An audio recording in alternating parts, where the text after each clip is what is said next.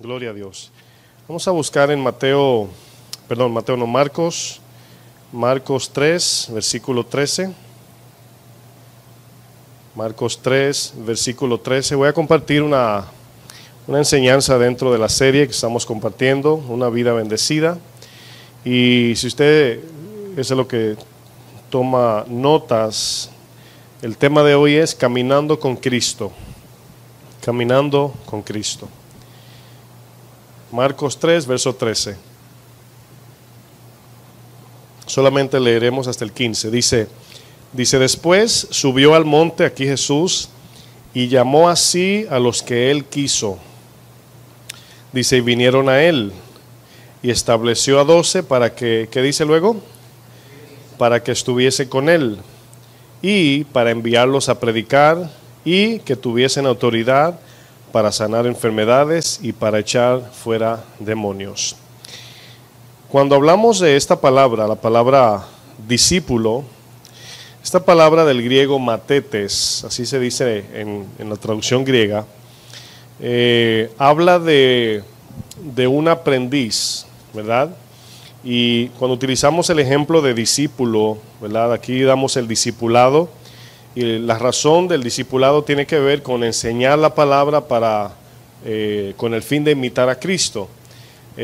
Cuando hablamos de imitar, ¿verdad? Debemos de no confundir que imitar bíblicamente, ser discípulos, ¿verdad? No se trata de imitar algunas cosas que me gustan de Jesús.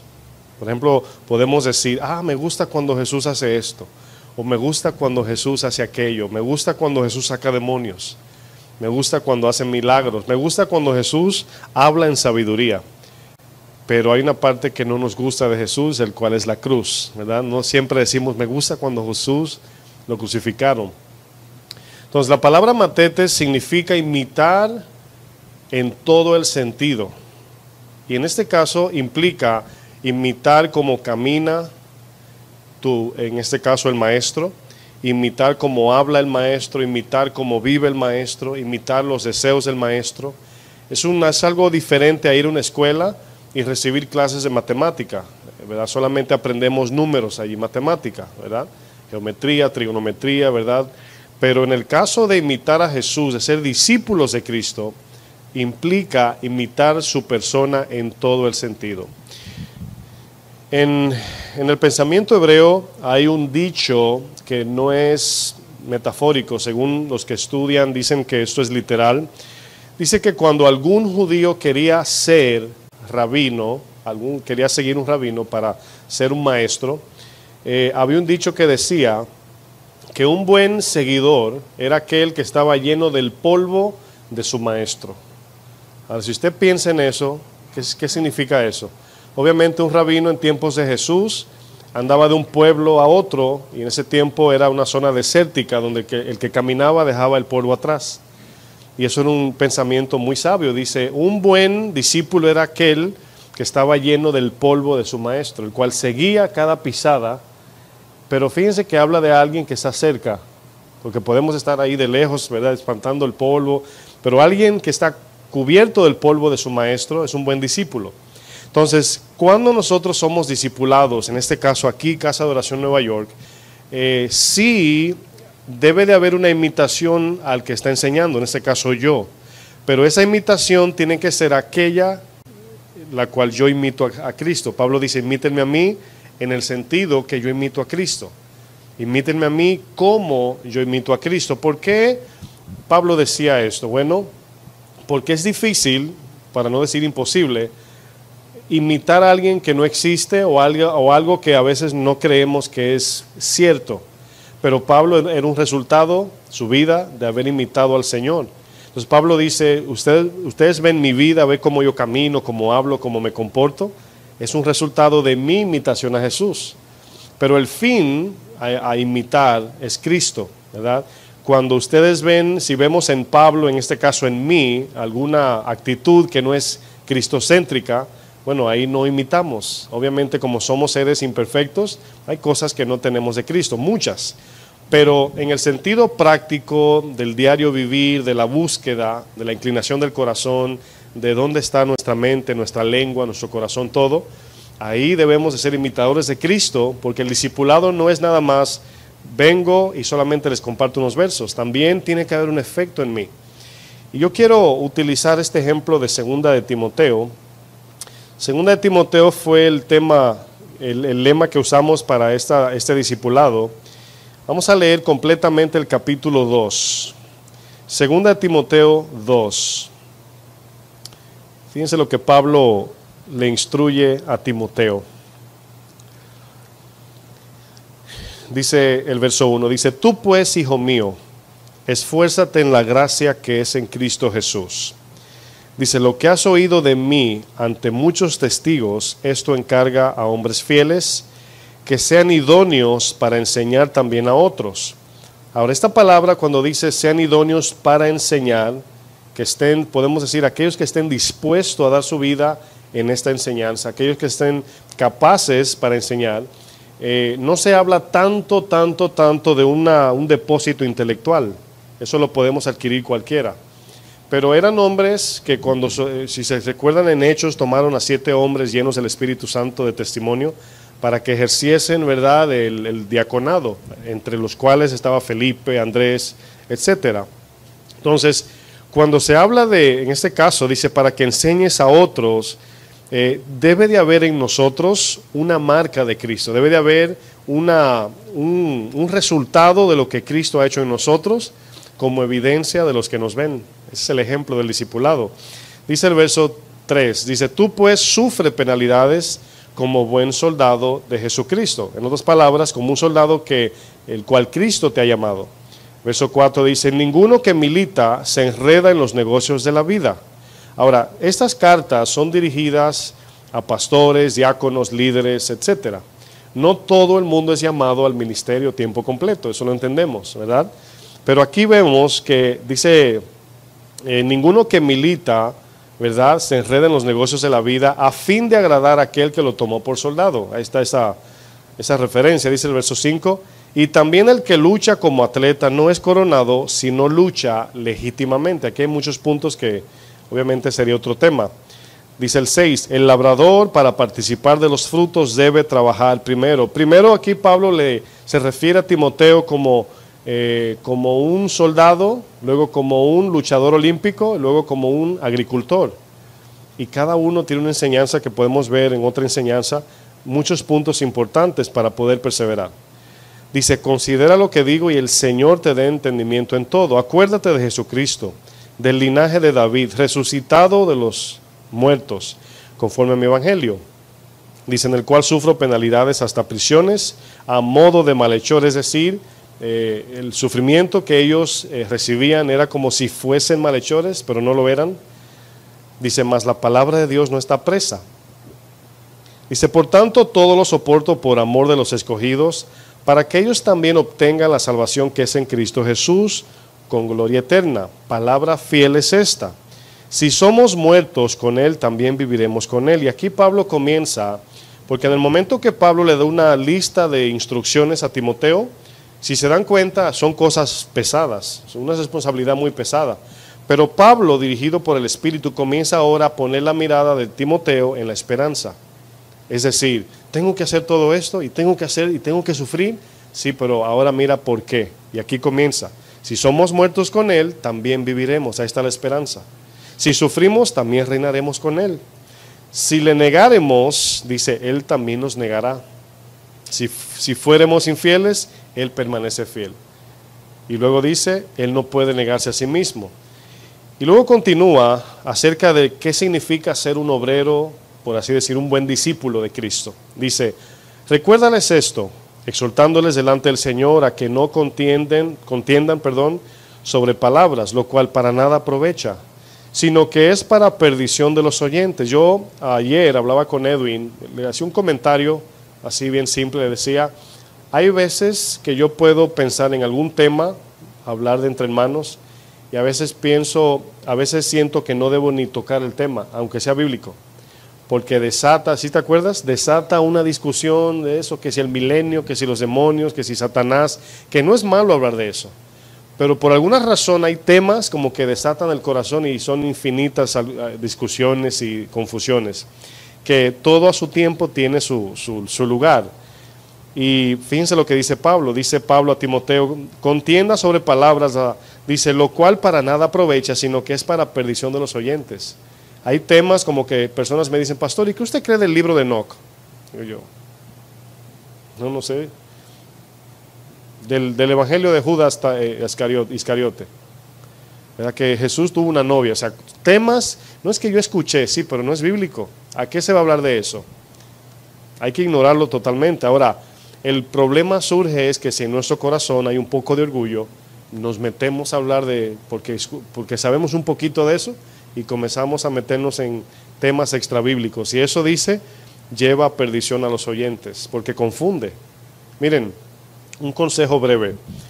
En el momento que nosotros como creyentes nos metemos en un tema, ¿verdad? Que alguien se nos acerque para algo bíblico, y comenzamos a hablar de un tema que no es bíblico, que parece bíblico, el que te está oyendo ya lo mete como que se está en la Biblia. O sea, es como en el caso mío como pastor. Pastor, ¿qué usted cree? Alguien me preguntó una vez de la acupuntura. Digo yo, no sé, no sé mucho de eso. ¿Es bíblico? Digo yo, no lo dice la Biblia, no es una orden bíblica. ¿Es pecado? No sé. El Espíritu Santo que te ayude ahí. De verdad no sé. Ahora, podemos estudiarlo y saber que si viene del espiritismo, que si los paganos, etcétera, y entendemos que podemos sacar una conclusión, pero hay temas que no edifican, hay temas que nos sacan de lo que es la verdad. Dice, procura con diligencia, verso 15, presentarte a Dios aprobado, como obrero que no tiene de qué avergonzarse, que usa bien la palabra de verdad, mas evita profanas y vanas palabrerías. Ahí está, porque conducirán más y más a la impiedad. Ahora yo quiero que noten lo que va a decir a continuación. Dice, y su palabra calcomerá como gangrena. Ahora, fíjense lo que hace todo esto. Calcome como gangrena. ¿Qué hace la gangrena? Te come, si es un pie, te lo come completo al punto que hay que cortártelo, ¿verdad? Te deja inválido espiritualmente hablando. Dice, de los cuales son Himeneo y Fileto, que se desviaron de la verdad, diciendo que la resurrección ya se efectuó. Y estas son cosas, hermanos, que de repente en la iglesia usted nota gente que de momento dice, yo escuché un tema de esto. Y no sé, pastor, lo que usted dice, pero yo creo como que tiene sentido, tiene como peso, digo yo. Es que no dice la Biblia, sí, pero se siente como que es de Dios, sí, pero no es que se siente, es que no es bíblico.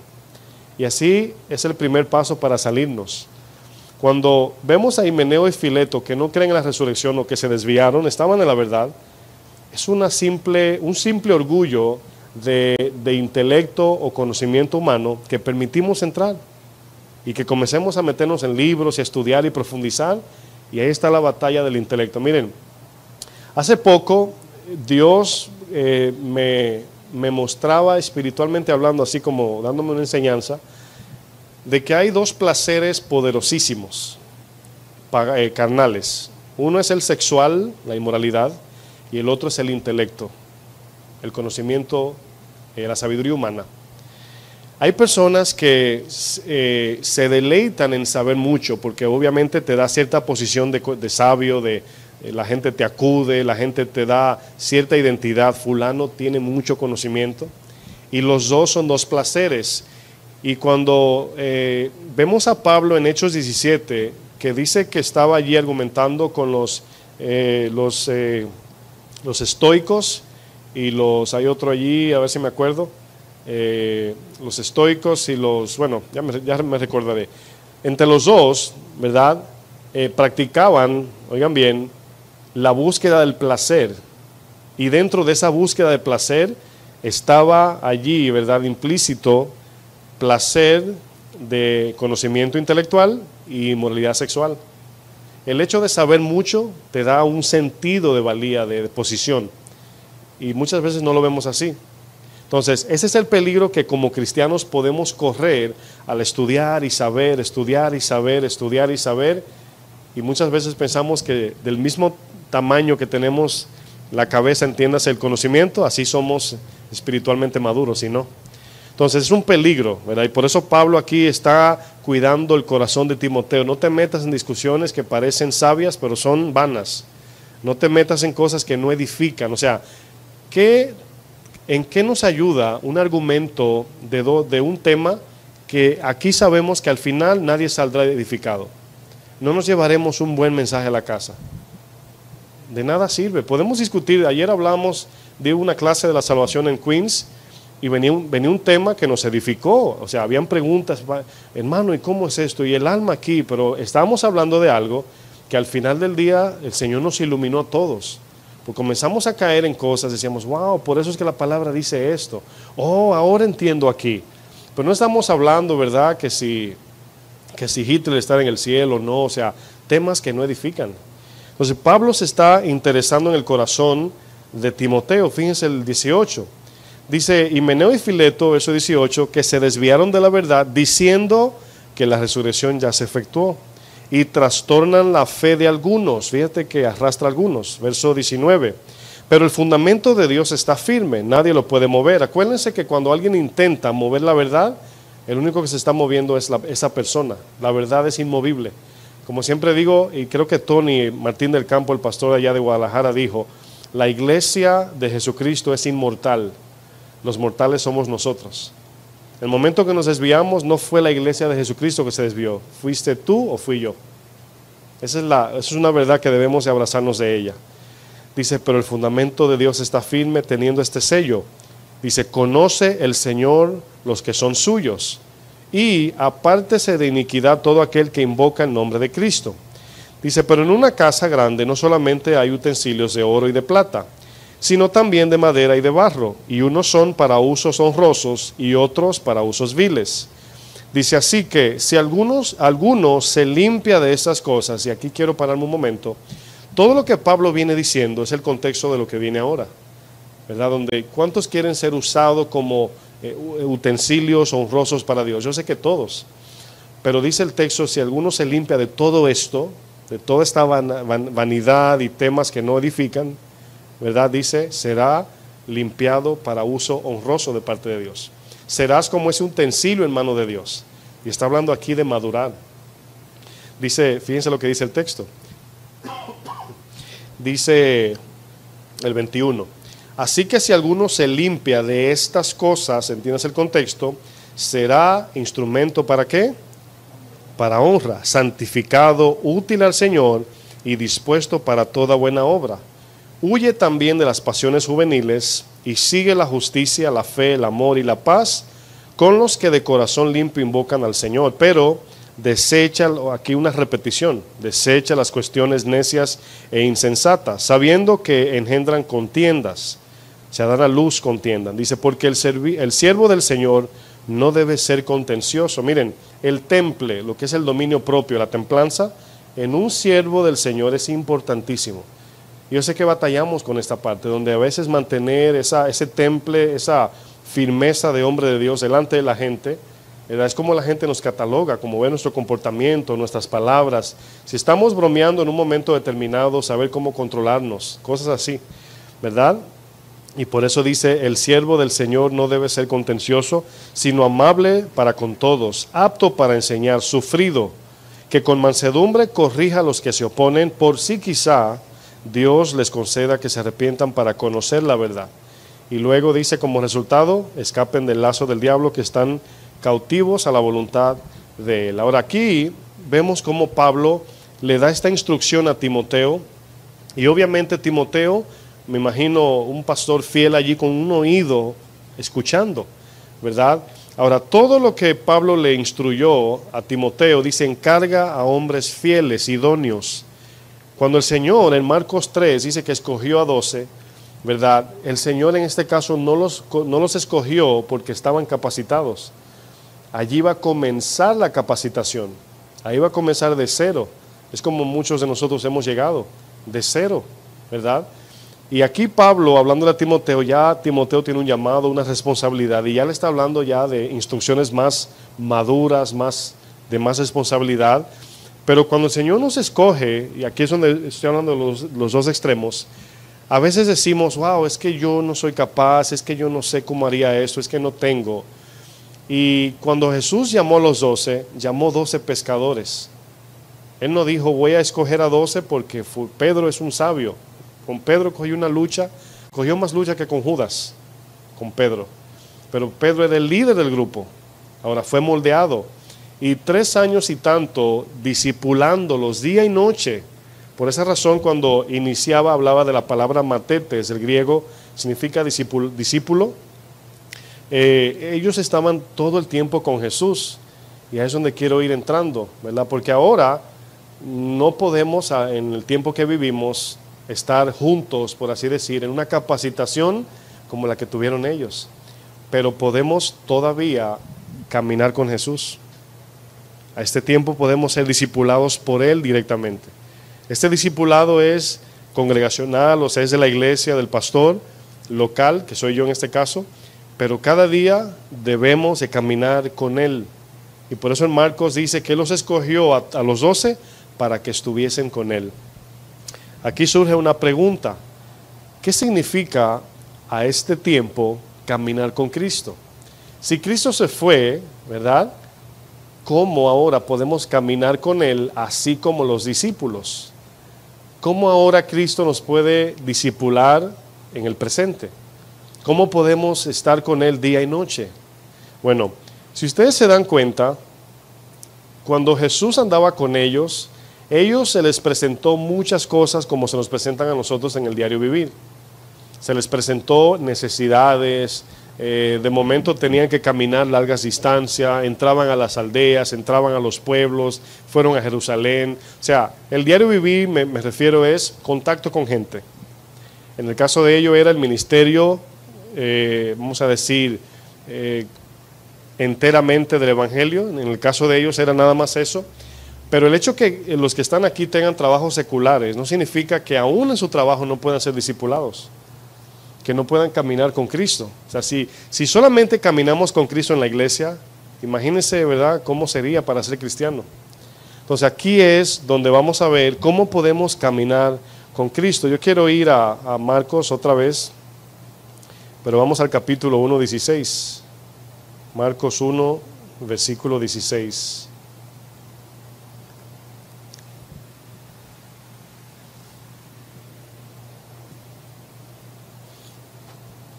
Dice el versículo 16 de Marcos capítulo 1.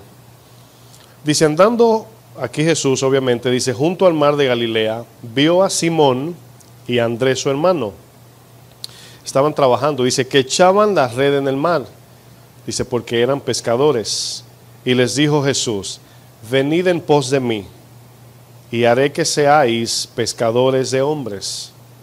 Y dejando luego sus redes, le siguieron. Ahora, si nos damos cuenta, cuando el Señor los llama, no es la primera vez que ellos saben de Jesús, ¿verdad? Sabemos que Jesús en el bautizo de Juan el Bautista, ya estaba predicando el Evangelio. Juan dice que predicaba el Evangelio de arrepentimiento. Jesús dice que comenzó a predicar, arrepentíos porque el reino de los cielos se ha acercado, ¿verdad? Ya ellos habían escuchado de Jesús, ¿verdad? Acuérdense que en uno de los evangelios, antes de él decir sígueme, Jesús primero hace la pesca milagrosa. Si nos damos cuenta, él entra al barco y luego le dice a Pedro, sígueme. Entonces, nos damos cuenta que eso no fue, se aparece Jesús y le llamó y se fueron. Aquí vemos que vino la palabra, vino la predicación, ¿verdad? Y muchas veces la Biblia no nos habla de tiempo, del intervalo de tiempo entre una cosa y la otra, pero a veces sí, a veces no. Y aquí nos damos cuenta de algo. Dice, luego dejando las redes, le siguieron. Y dice el 19, dice, pasando de allí, a un poco más adelante, vio a Jacobo, hijo de Zebedeo, y a Juan su hermano. Dice, también ellos en la barca que remendaban las redes. Y luego los llamó y dejando a su padre, dice Zebedeo en la barca con los jornaleros, ¿qué dice? Le siguieron. Aquí vemos dos cosas. Número 1, dejaron su trabajo. Número 2, dejaron su familia. Similarmente en Lucas aparece Jesús donde uno le dice, Señor, te seguiré, pero déjame primero, ¿se acuerdan? Y aquí es lo contrario a lo que sucedió aquí. Si nos damos cuenta, Jesús no le dice a todo el mundo, sígueme, porque esa palabra sígueme tiene dos connotaciones. Número 1, sígueme en el sentido general de todo cristiano es, sigue mis pasos, sigue mi carácter, sigue mis pisadas, imítame, esa es la número 1. Pero hay una segunda interpretación de sígueme, la cual es sígueme para el ministerio, en este caso los 12. Porque a algunos le dijo, Un discípulo dijo, Señor, por ahí fulano saca demonios y no te sigue. ¿Qué hago? Él le dice, no, tranquilo, o sea, déjalo que, ¿verdad? Ninguno que en mi nombre saque demonios, ¿verdad? Puede maldecirme, puede hacer mal. Déjalo, o sea, me está sirviendo a mí. El que no es contra mí, conmigo es. Entonces nos damos cuenta que no a todos le dijo, sígueme, ¿verdad? Le dijo al joven rico, sígueme. A Zaqueo no le dijo, sígueme. O sea, algunos sí le decía, sí, Edwin.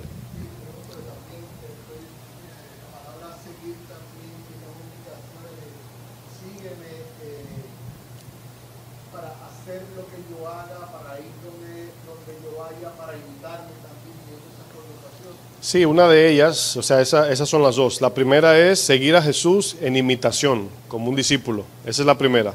Y la segunda es el llamado ministerial a tiempo completo, por así decir. Sígueme para hacer la obra, ¿verdad? Por ejemplo, a veces el Señor le dice, tú ve y anuncia el Evangelio. Pero a otros le dijo, sígueme, ¿verdad? Hubo uno en Lucas 9 que le dijo, te seguiré, sin el Señor decirle. Él se presentó, se invitó. Pero a otro Jesús le dijo, tú sígueme. Y los dos se negaron, dijeron, primero permíteme despedirme. Ahora, aquí nos damos cuenta de algo. Cuando leímos a Timoteo, 2 Timoteo, nos dimos cuenta de las instrucciones de Pablo. Y yo decía que son instrucciones que cuando tú las asimilas son pesadas. Tú dices, wow, o sea, tengo que sufrir, tengo que abandonar mi vida, decir que no al yo y seguir las instrucciones de Pablo para llevar esta iglesia difícil. Siendo Timoteo joven, delante de gente ya madura que conocía la palabra, quizás cuando Pablo dice, no, nadie tenga en poco tu juventud, ¿verdad? Pero luego Pablo lo centra en la esperanza.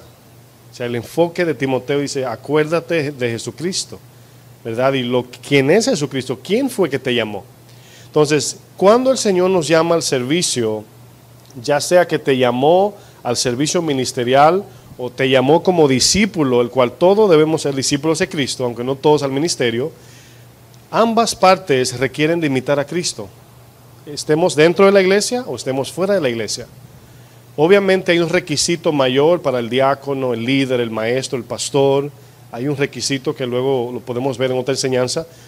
Pero acerca de discípulo de Cristo, de imitar a Jesús, todos debemos de imitar a Jesús, los que están sirviendo dentro y fuera. Porque de otra manera, de otro modo, ¿cómo seríamos luz al mundo?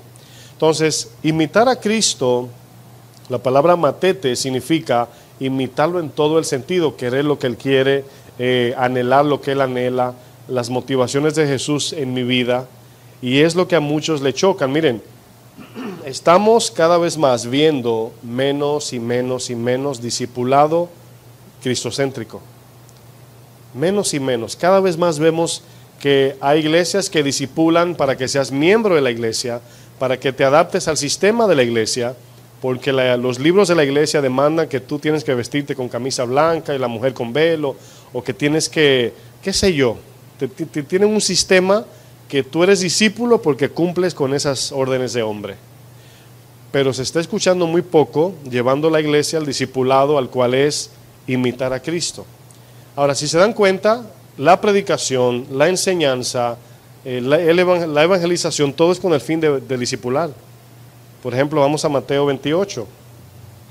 ¿Cuál fue la orden dada a Mateo 28, el cual muchos, no la Biblia, le llaman la Gran Comisión? ¿Verdad? Versículo 16, Mateo 28.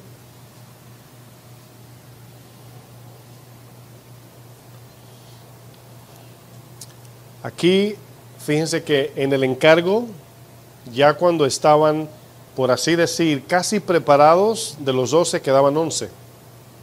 Y por eso inicia el texto, dice, pero los 11 discípulos se fueron a Galilea, ya Jesús aquí resucitado, ya Judas se ahorcó, quedan 11. Dice, al monte donde Jesús les había ordenado. Dice, y cuando le vieron, le adoraron. ¿A quién? A Jesús, ¿verdad? Dice, pero algunos dudaban, o sea, fue tan maravilloso lo que vieron, todavía dudaban. Dice, y Jesús se acercó y les habló diciendo, toda potestad me es dada en el cielo y en la tierra, tengo todo el poder. Ahora, ¿qué sucede cuando nosotros, ya sea que le prediquemos a alguien, ya sea que estemos en la calle haciendo un evento evangelístico, ya sea dentro de la iglesia, y alguien nos ofende o nos quieren, entramos en el tiempo de la persecución, ¿dónde ponemos esa palabra que Jesús tiene toda la potestad? Bueno, aquí lo que debemos entender, que una de los rasgos de la madurez es cuando nosotros ya entregamos la otra mejilla. Jesús venció en la cruz negándose. O sea, Jesús tuvo que perder para ganar. Esa fue en la manera que la victoria fue adquirida. En la forma que yo me gano a mi hermano es soportándolo, es perdiendo, no es ganando. Hay veces que en un argumento te das cuenta que la persona está un poco alterada y aunque tú tienes la razón, por amor a la persona es mejor callar y es mejor perder. Aunque tú tengas toda la razón y tú haz silencio y te apartas y ya, y el Espíritu le va a hablar. Entonces, Cristo ganó la victoria perdiendo. Cuando entendemos eso, entendemos que sí Él tiene toda potestad, pero esa potestad no significa que Dios me dará el poder para que nadie me toque. No, esa potestad significa que los demonios ni el pecado tienen dominio sobre nosotros, pero a través de la aflicción es como ganamos la victoria. Es como se ganan a los perdidos. ¿Cuál es nuestra batalla diaria, mis hermanos? No es ganar el argumento, no es tener la razón, no es ir delante en la fila, no es ser el primero o el mejor. Jesús no ganó así y no fue el ejemplo que Él nos dejó. Por eso es que cuando pensamos en imitar al Maestro, esas son las pisadas que debemos dar. Si hablan mal de nosotros, no debemos hablar mal de ellos. Si nos ofenden, no debemos ofender. Si nos dan una orden, la obedecemos. Eso no nos hace menos, al contrario. Eso habla del poder que Dios nos ha dado para dominar, lo que la palabra dice, el dominio propio. Y por eso le dice, toda potestad me es dada en el cielo y en la tierra. Por tanto, es una palabra que nos da la fuerza de por qué vamos a ir. Porque quien nos envió es el Todopoderoso, que no va a ejercer su poder como nosotros queremos, sino como Él ordena, ¿verdad? Y llegará un momento donde sí, los enemigos serán puestos por estrado de sus pies, pero eso va a ser el tiempo final ya. Mientras tanto, la iglesia debe sufrir, debe soportar, debe humillarse y debe tolerar los insultos. Hace unos domingos, delante de Antonio, cuando mataron al muchacho, yo fui a preguntar, como soy del área, dije, bueno, a ver qué pasó. Y el muchacho me insultó. Ahora, en mi corazón, obviamente no surge el Jesús humilde. O sea, uno le da deseo de decirle, pero en ese momento el Espíritu te habla, dice, no digas media palabra. Creo que se lo comenté a Carlos y a Antonio, estuvo allí, al lado mío. El muchacho decía, ¿qué? Me insultó, unas malas palabras. Yo nada más le preguntaba qué pasó, porque había mucha gente en la calle y me paré y le dije, ¿qué pasó? Y me dice, ¿qué? No sé qué percibió de mí, no sé, pero el fin es que me insultó y yo dije, perdón, y di 3 pasos y me fui. Ahora imagínense delante de Antonio, el cual soy su pastor, yo irme del tú a tú con él. No, pero ¿quién te crees que tú eres? ¿Por qué me hablas así? ¿Qué ejemplo de discípulo estoy dando? Ninguno. ¿Me dolió lo que dijo? Claro que me dolió. Claro, me avergoncé. Pero en ese momento así, el Señor me dijo, ni media palabra. Ni media palabra. Y así di 3 pasos, levanté las manos, perdón, y me fui. Ahora son situaciones que pasan así, tú no lo esperas, tú puedes estar en un mal día, en una mañana, de repente te agarran en bajada, como dicen, pero hay que estar allí imitando a Jesús. Ahora, es posible que, suponiendo que yo haya respondido como no debí, el Señor me manda a pedirle perdón, y usted diría, ¿por qué? Si fue Él, no, porque yo soy cristiano, Él no. Yo soy el que me debo al Señor, y la potestad de Cristo no es para eso. Es para yo controlarme y yo amar a esa persona a pesar de lo que haga. Eso es ser un discípulo, eso hacía Jesús. Jesús, cuando en un momento lo fueron a apresar, hermanos, Jesús dice algo que a mí siempre me ha impactado. Cuando Judas llega, ¿verdad? Pedro saca la espada y Jesús le dice, Pedro, si yo quiero, mando a buscar 6 legiones de ángeles. Y el Señor, no sé si fue un hipérbole, exageró para asustar a la gente, no sé, pero dijo algo que tú dices, wow, miles y miles de ángeles, con un Miguel, como dice el pastor Rito, un zafirazo los borra todos. Un solo, dice él, si quiero llamo 6 legiones, póngale, muchos dicen que es de 6 a 12,000 el número de legión, pero póngale el mínimo. 6 por 6 son 360,000 ángeles o 36,000, ¿cómo es? 36,000 ángeles. O sea, si quiero, ¿verdad? Ahora, si el Señor quiere, desaparece la tierra, no solamente los que lo ofendieron, sino todo. Pero Él se humilló, dice Filipenses, y dice, eso tenemos que imitar. Eso tenemos que imitar, dice, el que le maldecían, pero no contestaba con maldición.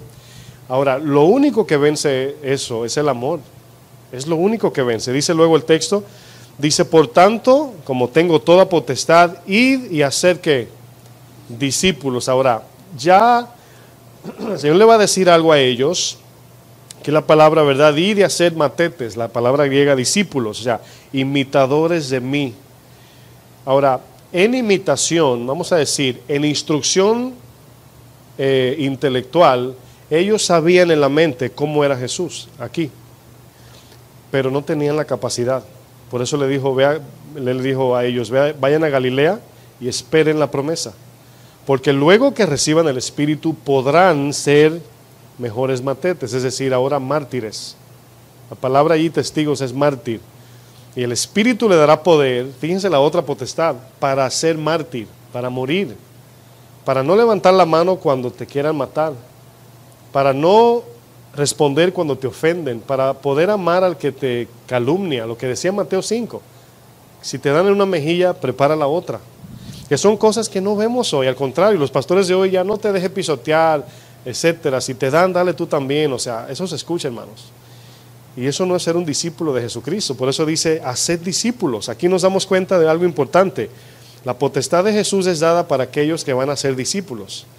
Pero esa potestad obviamente habla de algunos puntos que debemos tomar en cuenta. Número uno, pase lo que nos pase, estamos bajo aquel que es el más poderoso.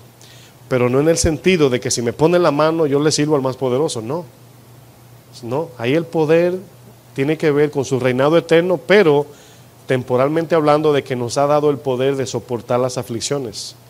Generalmente vemos en la Biblia, ya leímos 2 Timoteo, dice, sufre penalidades como un buen soldado. Ningún soldado piensa que no va a sufrir si va a la milicia, ninguno. Saben que le van a disparar y necesita defenderse en el sentido militar, pero Jesús le dice, por tanto, id y hagan discípulos en todas las naciones. Ahora, ellos eran discípulos y tenían que hacer discípulos. Ahora, ¿qué es un discípulo? Obviamente es una persona que es alguien que imita a su maestro. Pero si lo vemos del lado inverso, nosotros tenemos que multiplicarnos en aquel que estamos instruyendo. Que todo lo que aquel vea en nosotros sea digno de imitación. Fíjense la responsabilidad. Porque no es, muchos piensan, no, yo tengo un amigo y le compartí una palabra. No es nada más eso. Aquí ser discípulos es que ellos vean en ti a Cristo, en lo que tú y yo creemos. Ese es el desafío de todos nosotros. Dice, haced discípulos bautizándolos en el nombre del Padre, del Hijo y del Espíritu Santo. Y el verso 20 dice, enseñándoles que guarden todas las cosas que os he mandado. ¿Qué mandó Jesús? Bueno, esta palabra mandado es la palabra mandamiento, obvio. Pero es lo que él le dice en Juan 15 y todo el camino. Ámense así como yo los he amado. Ahí se encierra el discipulado. Ámense como yo los he amado. ¿Cómo nos amó Jesús? Bueno, comenzando por la cruz. Ahí se encierra todo. El discipulado ahí se encierra. ¿Qué es ser un discípulo de Jesús? Imitarlo. ¿Cómo imitar a Jesús? Amándonos como Él nos amó. O sea, cuando la iglesia vea, imagínense este grupo que está aquí, vamos a pensar un momento en este grupo. Imagínense que el trato entre nosotros, la comunión, ¿verdad? Todo el que nos ve una afiliación, un respeto, una entrega de servicio, ¿verdad? Que no nos decimos que no a nada, y la gente ve eso desde afuera. ¿Usted no cree que la gente en el buen sentido, nos envidiaría? Dice, wow, yo quiero de eso. Dice el Señor en una parte de los evangelios, dice, en esto el mundo sabrá que son mis discípulos. En esto, ¿qué es esto? En que se aman los unos a los otros.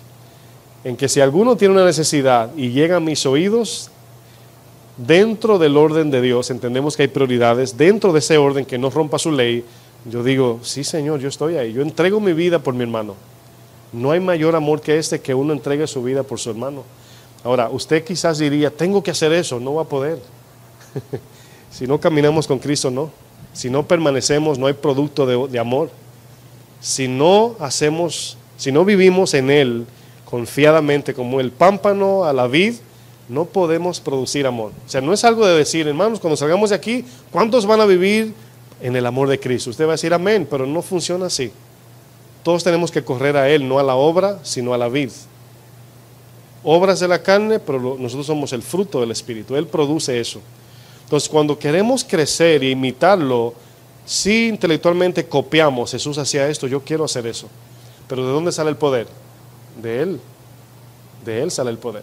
Entonces yo necesito caminar con Él, depender de Él, pensar en Él, meditar en Él, buscarlo a Él cada día. Y un consejo en paréntesis, no se condene cuando usted se encuentre que no lo está haciendo. Comience con pasos de bebés. Yo creo que el enemigo se aprovecha de decir, ese no soy yo, ahí estoy mal. Está bien, pero vamos a comenzar con pasitos de bebé. Vamos a comenzar en la mañana con la primera hora.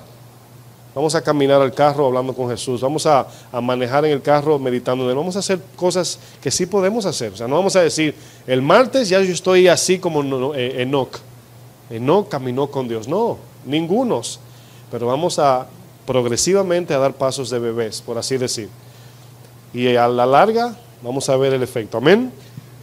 Dice, retomo el versículo 20, dice, enseñándoles que guarden todas las cosas que os he mandado. Y he aquí yo estoy con vosotros. Ahí es donde está la conexión de que estamos con Cristo. Ahora, parece raro porque Jesús está a punto de ¿qué? De ascender. Y le dice, y yo estoy, no estaré, ni estuve, no, estoy. Tiempo presente. Por eso Jesús, al ser el autoexistente, no habla en pasado ni futuro, aunque a veces para dar sentido a lo que va a decir sí, pero Él no tiene tiempo. Él está con nosotros. La pregunta es, creo que Edwin cuando yo cruzaba decía, explicaba a Edwin, solamente escuché que decías que Dios no se acerca si primero no nos acercamos. Entonces Él está ahí, Él ya prometió. Hay hermanos que se enfrían en el camino cristiano y de momento nos damos cuenta que el Señor no se ha ido. Ahí está esperándonos. Nosotros somos infieles, dice el texto de 2 Timoteo, pero Él es fiel. Ahora fíjense la promesa, el descanso de saber que aunque el hijo pródigo se fue, el papá estaba en la ventana esperándolo. Son cosas que nos infunden aliento. Aunque yo el día de ayer me porté mal, ahí está el Señor esperándonos. Sí sabemos que hay límites, o sea, no debemos abusar, pero ahí está su misericordia, ¿verdad? Y dice, yo estaré con vosotros los domingos de 10 a 12, dice ahí. ¿Verdad que no dice eso? Dice todos los días. Ahora, ¿saben lo que Jesús está diciendo en términos generales? En el Antiguo Testamento, la presencia de Dios descendía anualmente. Y aquí Jesús dice, yo estaré con vosotros. La palabra estaré habla del futuro porque no había descendido el Espíritu. Pero una vez el Espíritu desciende, ahí está la presencia del Señor. En un momento el Señor le dice, el Espíritu que está con vosotros. Y muchas veces a Cristo se le llama el Espíritu de Cristo. Él era Dios. Dice, y pronto estará en vosotros. ¿Verdad? Ayer hablábamos en esa enseñanza acerca de, ¿sabes qué? Javi, te voy a mandar la imagen para que la presentes ahí en la pantalla, un momento. Me llega a la mente compartir esta imagen que compartí en Queens y para mí fue mucha bendición. Mientras enseñaba también aprendía y se la voy a mandar a Javier para que me la ponga en la pantalla. Quiero explicar algo acerca de un punto importante del discipulado, porque a veces cuando hablamos de andar,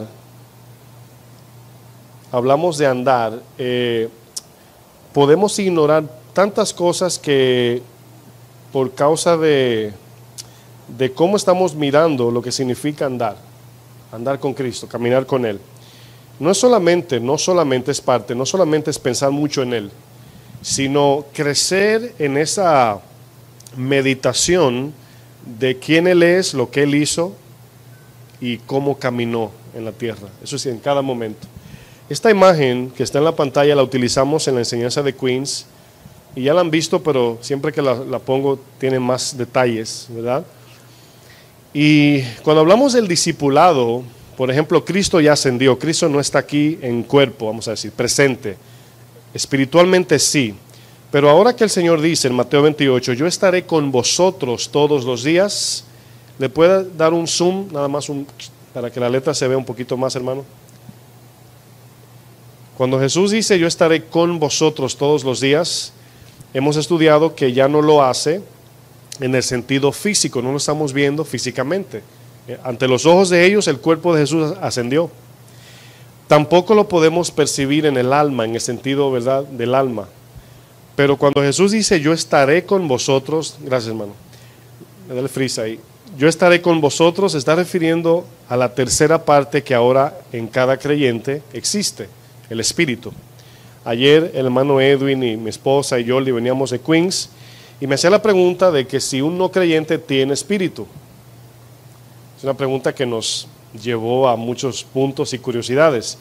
Y yo les decía, según la Biblia no, el nuevo nacimiento implica que ahora tenemos espíritu. Ahora, todos sabemos, 1 Corintios 15 dice que el primer Adán fue alma viviente, el segundo espíritu vivificante. Cuando vemos los salmos, siempre dicen alma mía, alaba a Jehová, no espíritu, como dice Juan 4, el Padre busca a los que le adoran en espíritu y en verdad, no en alma ni en cuerpo. La postura del cuerpo implicaba adoración, el sentimiento del alma también, ya no más en el nuevo pacto.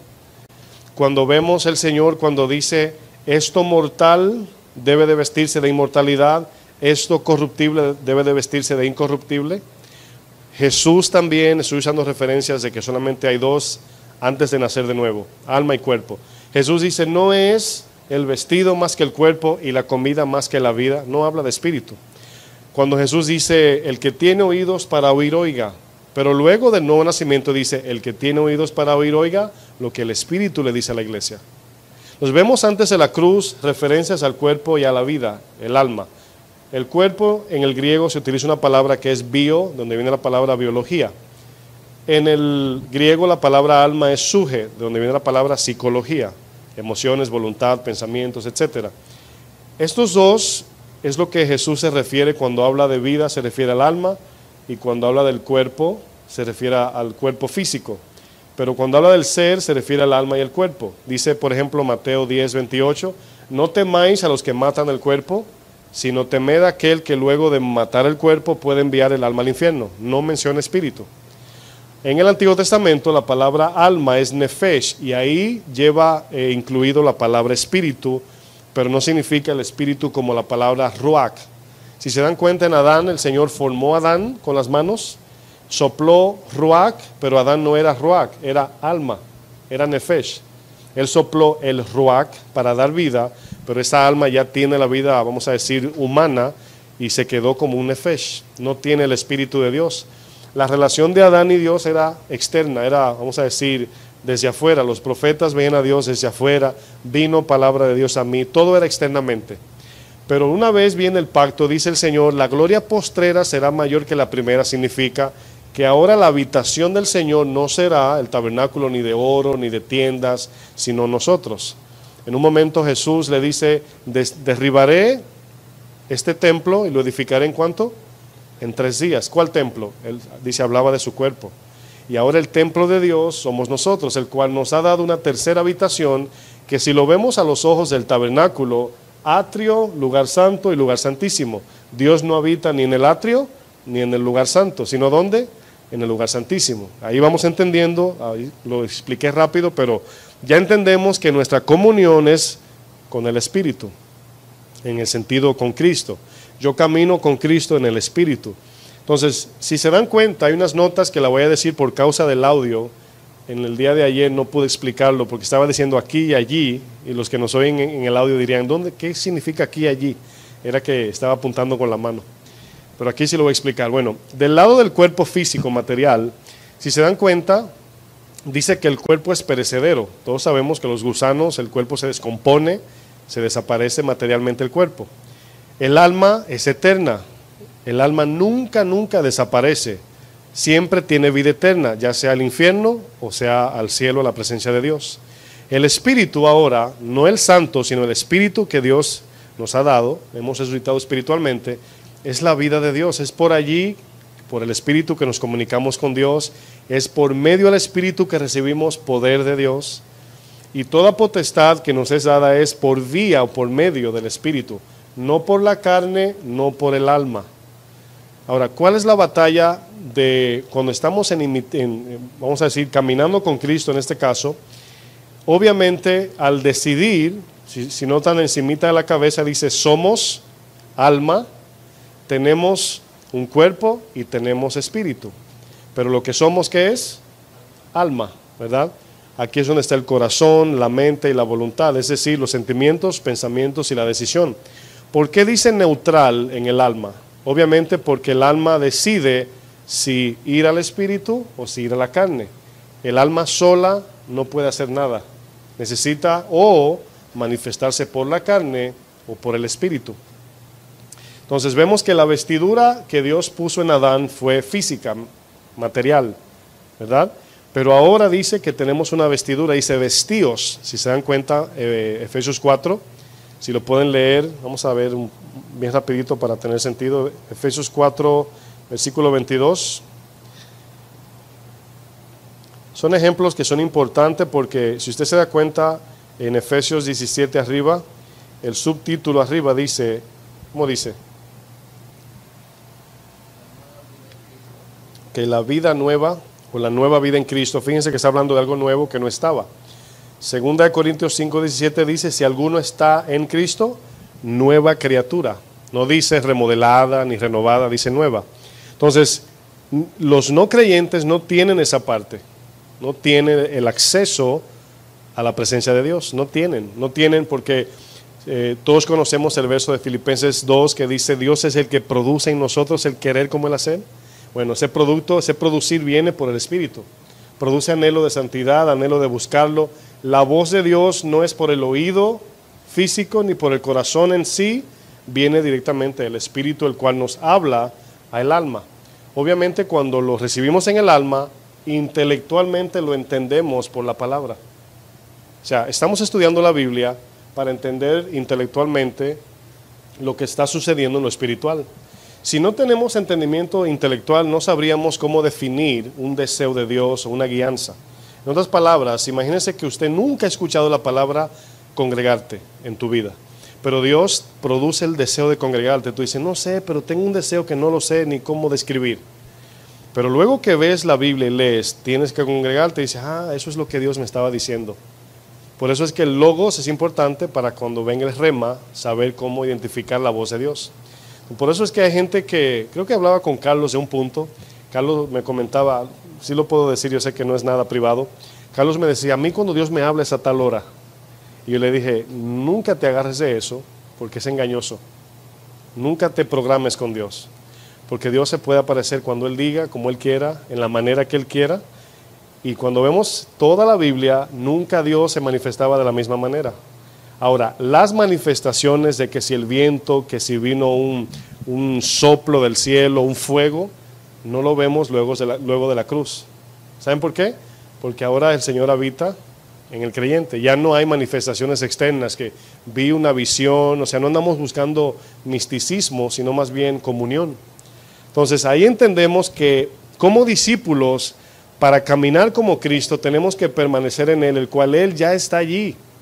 En vosotros habita el Espíritu Santo. Quiero que alguien me lea Romanos, antes de leer Efesios, alguien, un solo nada más. Romanos, lo voy a escoger, le voy a decir al hermano Iván, por favor, si puede buscar Romanos 8:9. Fíjense lo que dice este versículo.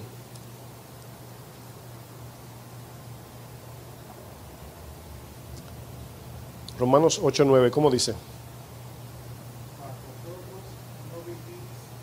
Según la carne. Dice el verso, mas nosotros no vivís según la carne, ¿verdad? Sino según el Espíritu. Aquí nos damos cuenta que es según el Espíritu, ¿verdad? Y hay una referencia que luego dice. Si es que el Espíritu de Dios mora en vosotros. Exacto, o sea, pueden, fíjense que ahí es un verso, Romanos 8:9, que nos ayuda a ver que le está hablando a cristianos. Porque si no hay una segunda opción, ¿para qué el mandamiento? Entonces ahí dice, no andamos en la carne, la idea es, no debemos andar en la carne, sino que debemos andar en el Espíritu, si es que tenemos el Espíritu de Dios. Ahora, allí, esa palabra, si tenemos el Espíritu de Dios, ¿sí dice? Se está refiriendo, obviamente, que ahí mora el Señor, de donde nace el fruto que va al alma.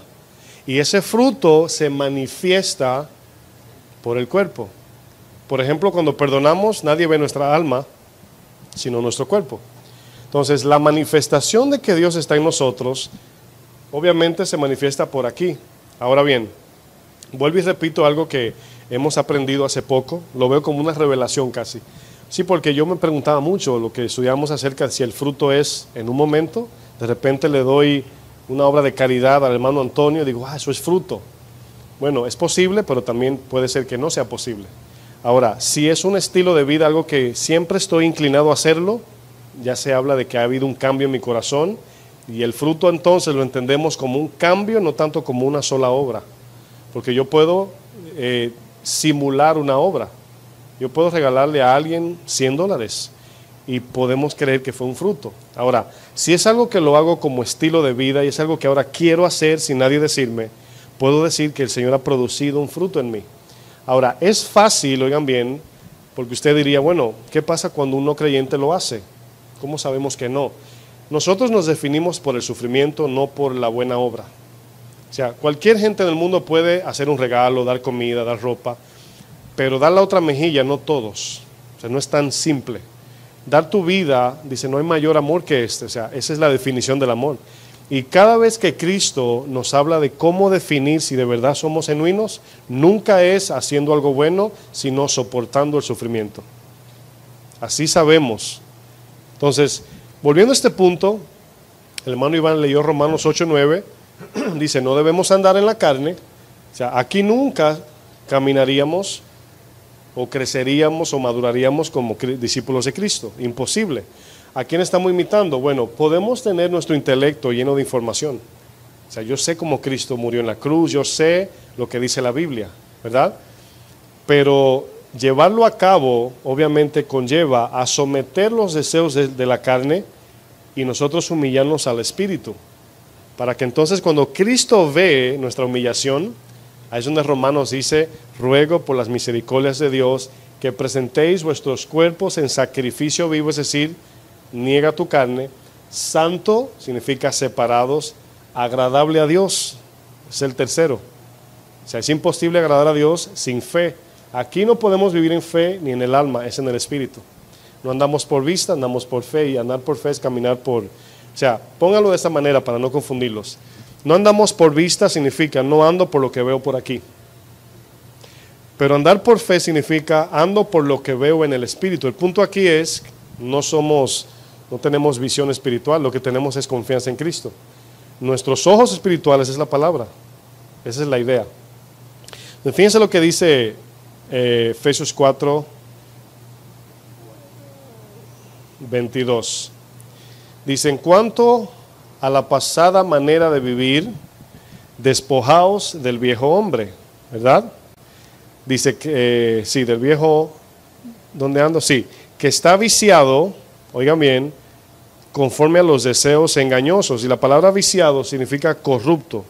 Ahora, siempre que se habla de la carne, no se está refiriendo nada más al cuerpo material, se está refiriendo a la comunión entre los dos.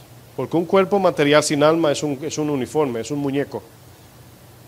Cuando se habla de la carne es el deseo inclinado al cuerpo. Todo lo que le agrada al cuerpo, esa es la carne, lo carnal, lo terrenal, ¿verdad? Dice luego que está viciado conforme a los deseos engañosos. Dice 23, sino renovaos en el espíritu de vuestra mente. Ahora, fíjense aquí que mente no se está refiriendo a nuestra mente, sino en la de Cristo. Tenemos la mente de Cristo, el Espíritu de Cristo mora en nosotros. Entonces nosotros tenemos que renovar en la manera que pensamos según el precepto terrenal, ignorar esto y adaptarnos a la mente de Cristo. Ahí habla de renovar, cambiar la manera de pensar.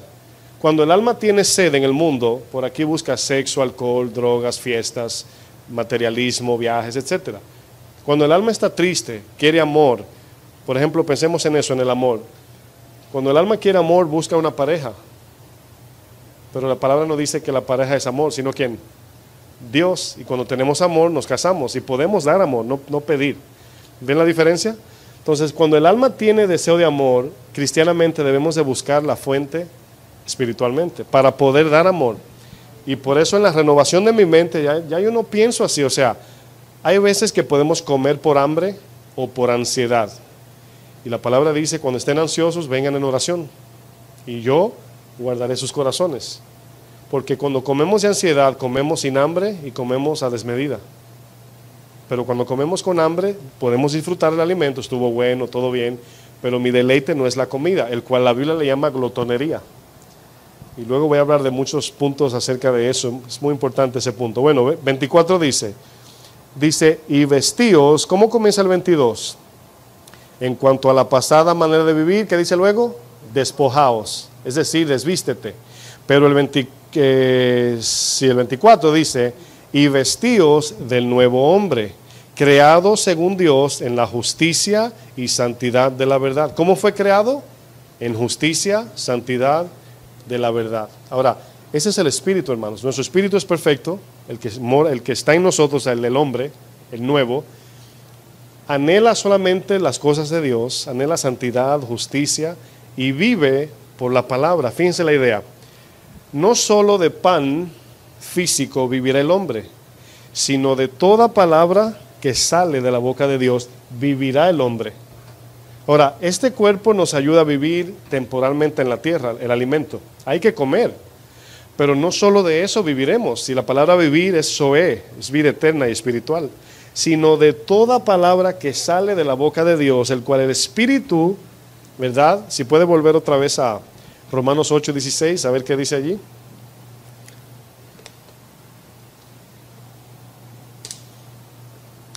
Para los que nos oyen por internet, esta clase es un poco informal, estamos aquí brincando de texto en texto. Romanos 8:16, mi hermano, ¿cómo dice?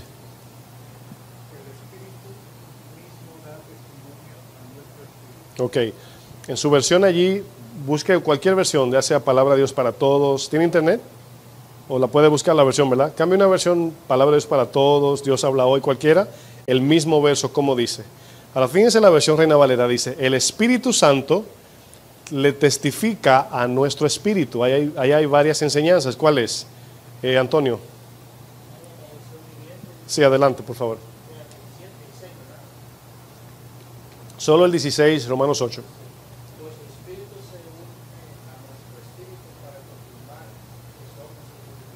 El Espíritu Santo se une a nuestro espíritu para confirmar que somos. Ahora pensemos esa palabra, en la Reina Valera Iván leyó testifica, ¿verdad? Así dice, ¿verdad? Testifica. Fíjense la comunicación entre el Espíritu de Dios y nuestro espíritu. Ahí está hablando de dos tipos de espíritu. En minúscula es nuestro espíritu, el Espíritu Santo es donde el Espíritu de Dios mora. Ahí está Él. Entonces Dios nos habla, nos damos cuenta por ese verso, por el Espíritu. Muchas veces podemos decir, yo lo escuché claro por aquí, es posible, pero no lo escuchamos por ahí. Dios no habla por la carne ni por el alma, sino a los que le buscan en espíritu, ¿verdad?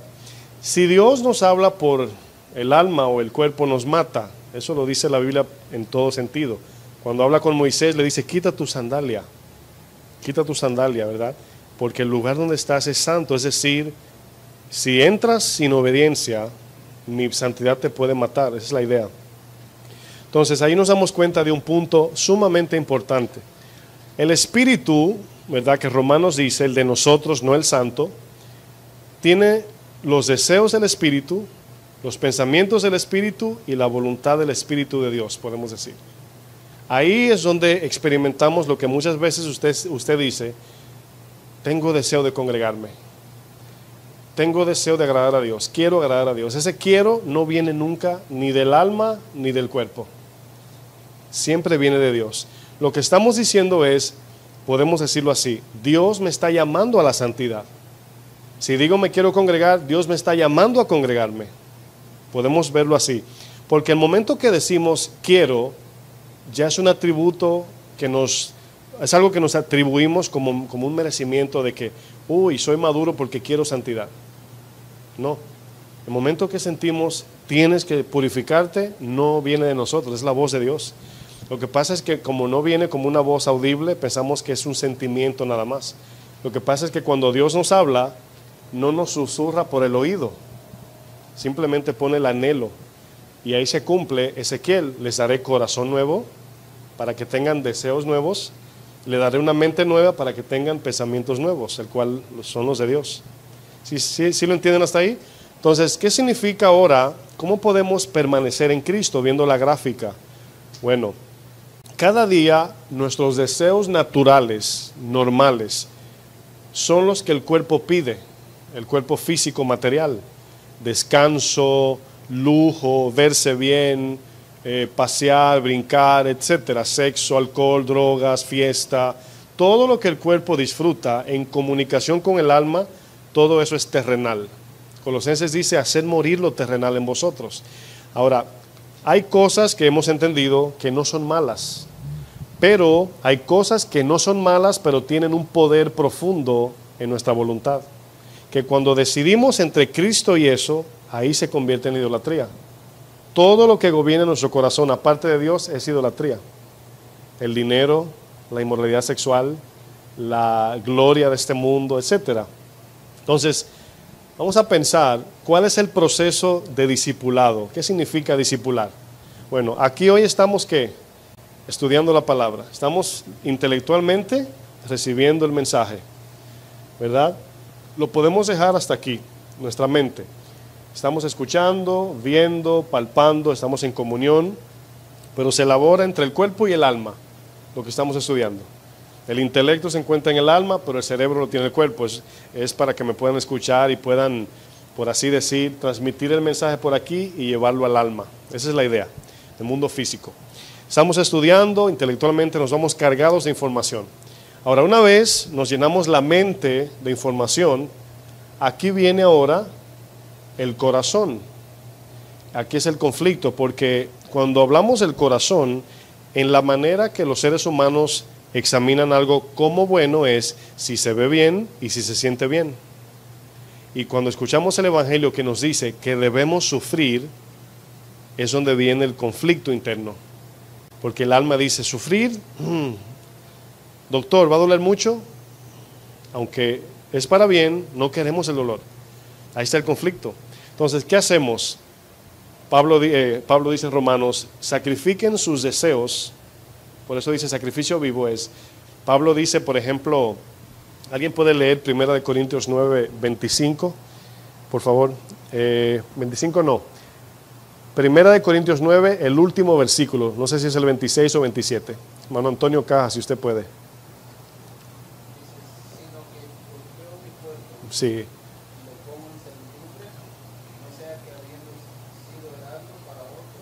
Sea eliminado. Ok, no está bien hasta ahí, está bien.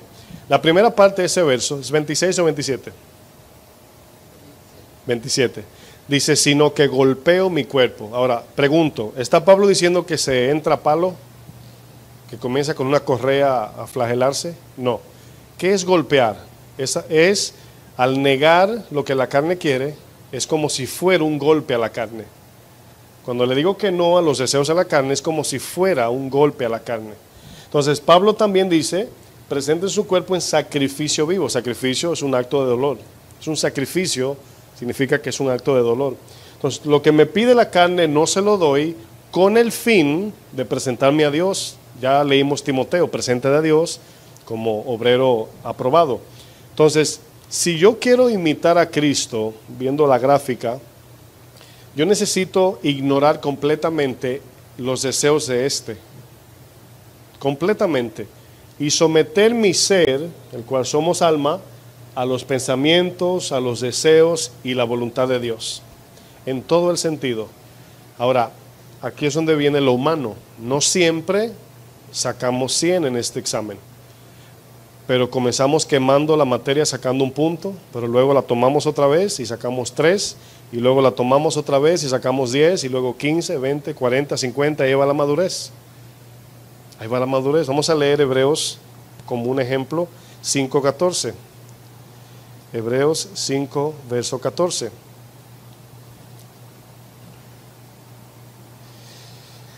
Aquí es donde querer ser discípulo va a depender mucho de dónde está nuestra motivación al seguir a Cristo. Hebreos 5, verso 14 dice, pero el alimento sólido, ¿verdad? Ahí está hablando de ya el conocimiento profundo del Señor. Y yo tengo muchas batallas con personas que hablan de tantas cosas que se van más allá de la Biblia, donde nosotros podemos estar en el tiempo o del alimento sólido o de la leche, ¿verdad? ¿Y qué es alimento sólido? Bueno, obviamente el texto habla de dejar las cosas básicas, porque el capítulo 6 lo corrobora. Dice, ya dejando los fundamentos elementales de Cristo, vayamos a la madurez. Pero habla de que ya tenemos un fundamento, creemos en la fe en Dios, en la imposición de manos, en el juicio eterno, creemos ya en el arrepentimiento de obras muertas, el cual son todas las obras aún bíblicas que hacemos en estos dos, en el alma y el cuerpo. En otras palabras, en nuestras fuerzas. Hacer iglesia sin ser espiritual, eso es obras muertas. Arrepentimiento de eso habla de los elementos de Cristo, los rudimentos básicos. Pero el texto dice, el alimento sólido habla ya de una impartición de parte de Dios más profundamente. Es como decir, de nadador ahora soy buzo. Ya no más estoy que si boyando en el agua flotando, sino que ya me puse el traje de buzo y voy ahora a conocer más. Esa es la idea.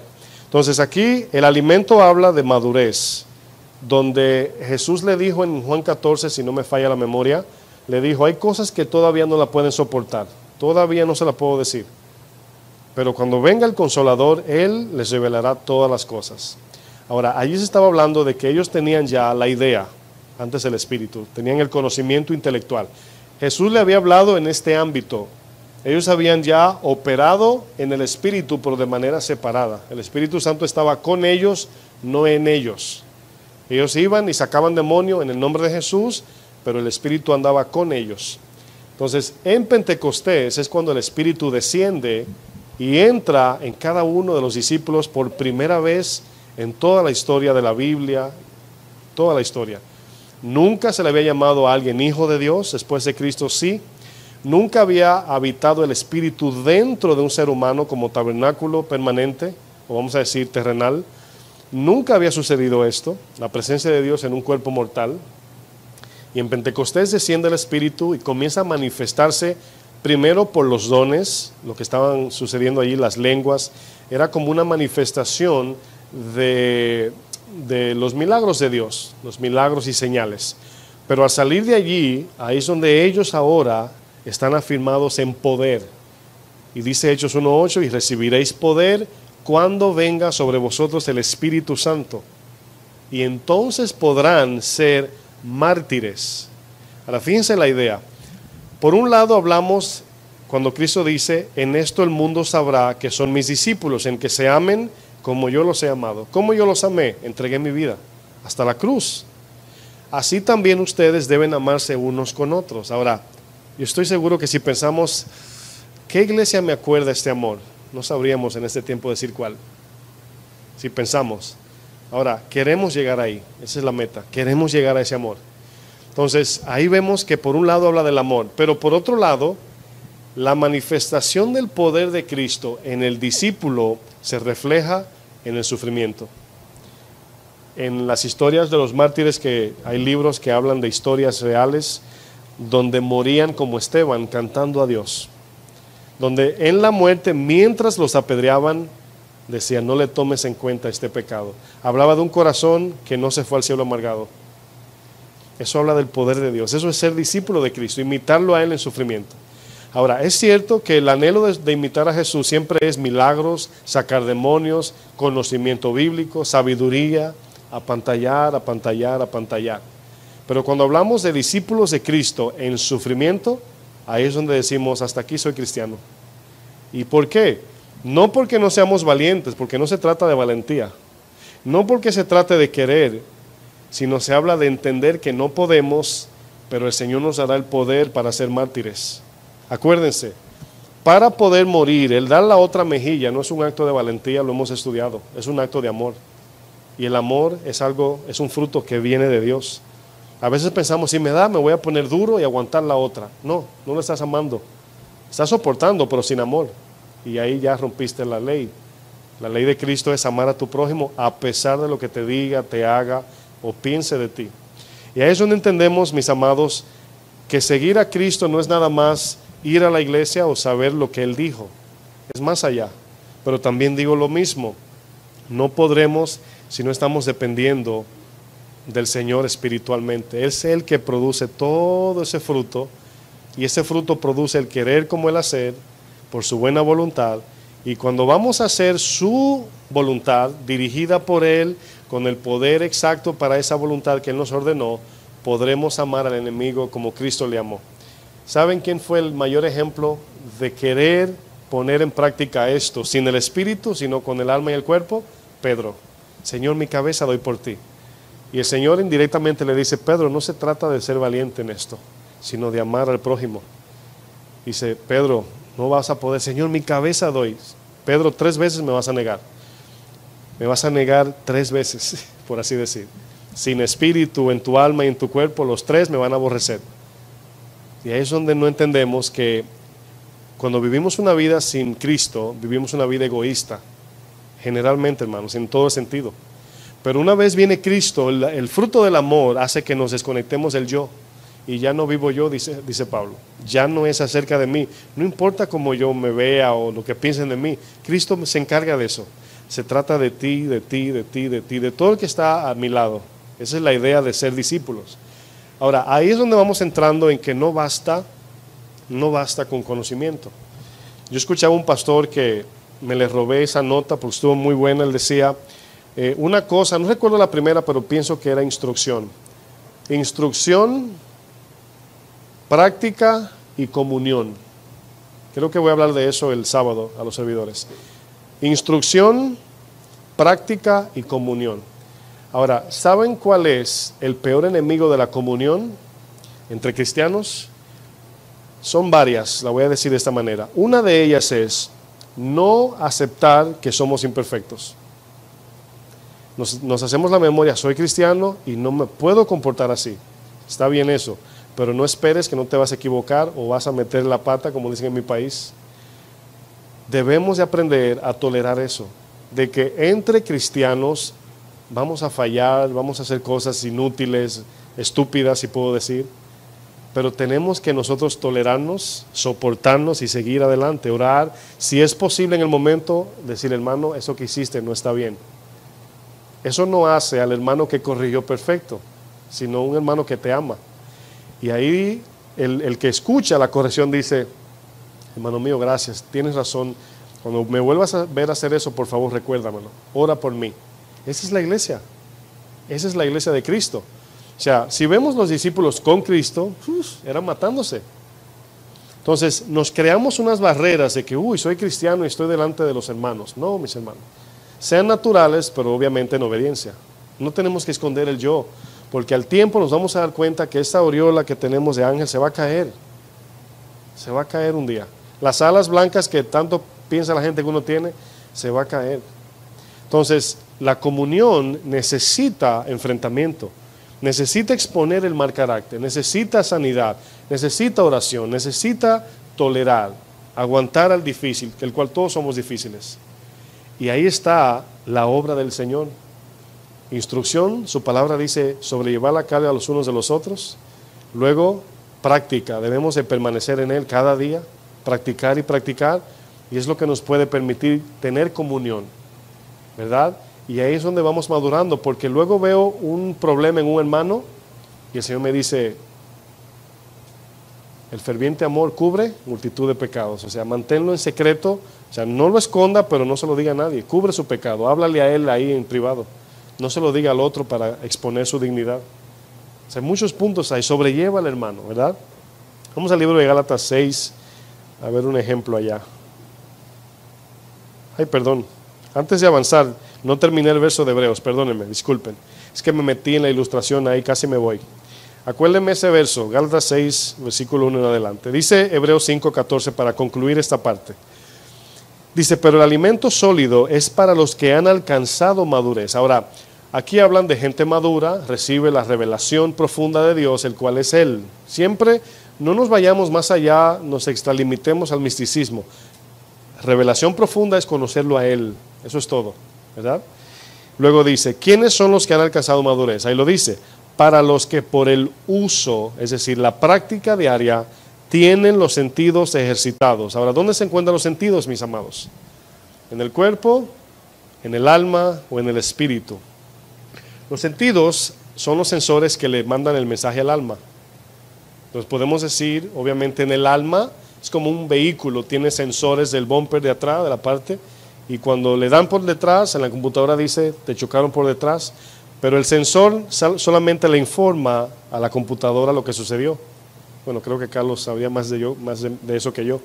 Pero siempre el cuerpo es el que le envía la información al alma. Escucho para el alma, en lo físico y material. Siento, el alma se duele. Si me caigo, el alma se duele. Si me insultan, el alma se duele. Entonces el cuerpo posee sensores, los sensores están en el cerebro y el cual es como un ramal, una línea de cables, para que si te das en el pie, le manda una información al cerebro, te diste en el pie, pero el dolor lo sufre el alma.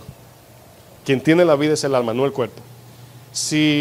No sé si han visto, fíjense qué tan verídico es esto, y lo he dicho antes, un soldado de la guerra, ¿verdad?, le cortaron un pie, y dice que a los meses todavía le daba comezón en el pie derecho y no lo tenía. Todavía le daba comezón y hacía así, luego se acordaba, ay, ¿verdad?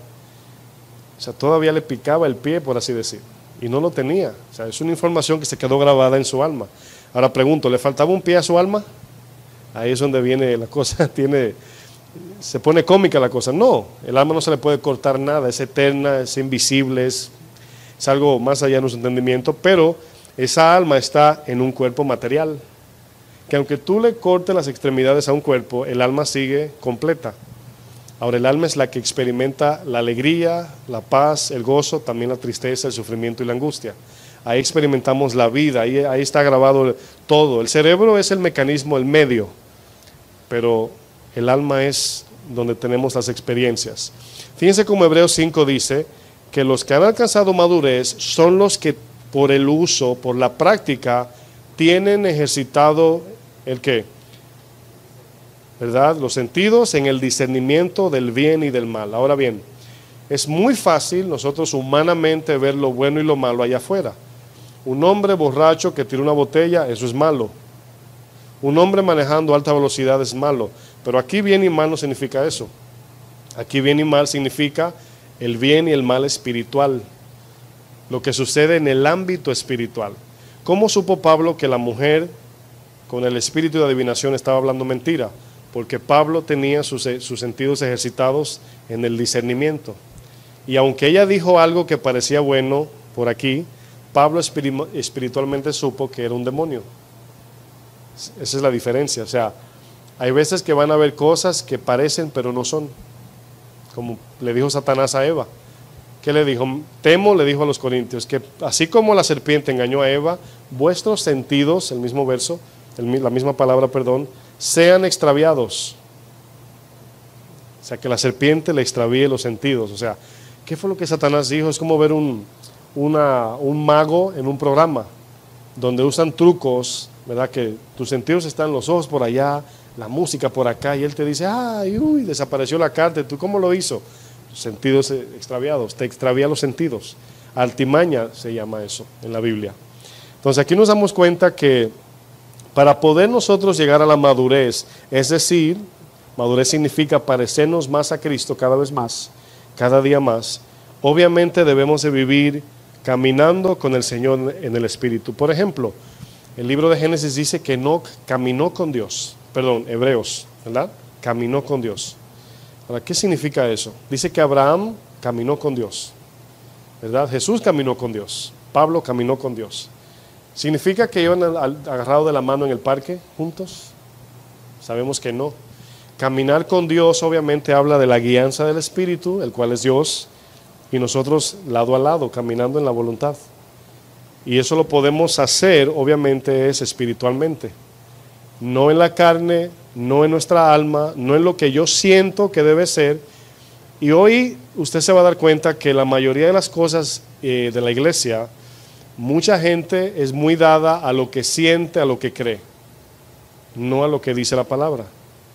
Porque hay cosas que parecen como de locos, pero es bíblico. O sea, dar la otra mejilla es de locos, para el mundo, claro. Y hay gente que dice, ay, esa alabanza siempre me para los cabellitos. Bueno, la adoración no tiene nada que ver con parar cabellitos, tiene que ver con lo que el Espíritu Santo, a través de su palabra, le agrada a Dios. Los que me adoran en espíritu y en verdad, no en el alma, no de manera almática, ni tampoco carnal. Esa es la idea. Vamos a Gálatas 6, ahora sí. Gálatas 6, ya estamos concluyendo. Aquí es donde vamos viendo puntos que quizás no habíamos considerado acerca de qué significa imitar a Cristo, ¿verdad? Seguidores de Cristo, imitadores de Cristo, discípulos del Señor. Fíjense aquí, Gálatas 6 habla acerca de cómo nos sobrellevamos como hermanos. Dice, hermanos, si alguno fuere sorprendido en alguna falta, ¿verdad? Vosotros que sois espirituales, ahora, ¿qué significa esto? Nosotros podemos ver una falta de un hermano y puede caer la crítica. Aquí se experimenta el orgullo o la humillación, la humildad, podemos decir. Cada vez que alguien falla, hay algo como morboso en el ser humano de decir, fulano falló y aparentar una aparente, valga la redundancia, humildad. Ahora, cuando alguien expone la falta de alguien, es orgullo y está menospreciando a su hermano, porque de cierto modo lo baja. Dice, fulano, mira, especialmente si es alguien que te ha hecho la vida imposible. Si esa persona falla, tú dices, es que Dios es justo. Y como que viene una alegría. Por eso dice el texto, vosotros que sois espirituales, no carnales, no almáticos, restauradle, no dice ni siquiera confróntenlo, dice restáurenle, levántenlo, con espíritu de mansedumbre. Aquí hay dos palabras espirituales, la palabra espiritual y espíritu están en E minúscula. Está hablando de un estilo de vida espiritual. Ahora, ¿qué vamos a hacer si yo veo que algún hermano comete un error, peca, etcétera? ¿Qué es lo primero que hacemos? Bíblicamente nos acercamos en privado, y no solamente el llevarlo en privado, no solamente eso es espiritual, sino en la manera que nuestro corazón está posicionado al corregir. ¿Podemos corregir así o podemos corregir así? Mi hermano, mira, todos ante Dios podemos fallar, pero misericordia, mirando que tenemos una viga y él una paja. Entonces podemos corregir así, hermano, eso que usted hizo no está bien, o sea, medio humillación. Pero si lo llevamos al nivel que todos estamos a un nivel ante Dios, decir, hermano, permíteme orar por ti, buscar la manera sabia que Dios nos dé en ese momento. Miren, yo creo que se lo he compartido. Yo he visto situaciones que parecen simples en algún hermano o hermana y me han tomado meses para hablarle. Primero, para ver que no es un patrón, porque si lo hace una vez no vamos a estar encima de la gente cada vez que se equivoca. Ver que no es un patrón, que lo sigue haciendo. Ahora, si ustedes notan que yo me le acerco a cualquiera y le digo, mi hermano, noté esto en usted, asegúrese que lo he visto como un patrón ya. No es algo que usted hizo un día. Ahora, si es algo que lo hizo una vez y yo me le acerco es porque es de carácter muy prioritario, es algo peligroso. Y para que no vuelva ni siquiera a suceder en pensamiento, es posible que me le acerque, pero mayormente tengo que ver un patrón, una inclinación hacia ese problema. Y obviamente Dios me ha enseñado a ser misericordioso y orar y decir, ¿cómo se lo digo para que no se ofenda? Pero se lo tengo que decir. Bueno, el texto dice claramente, restauradle con espíritu de mansedumbre, es decir, levántalo. Dice, considerándote a ti mismo, no sea que tú también seas tentado. Ahora, obviamente aquí está el carácter de Cristo impregnado, aquí está Cristo en todo.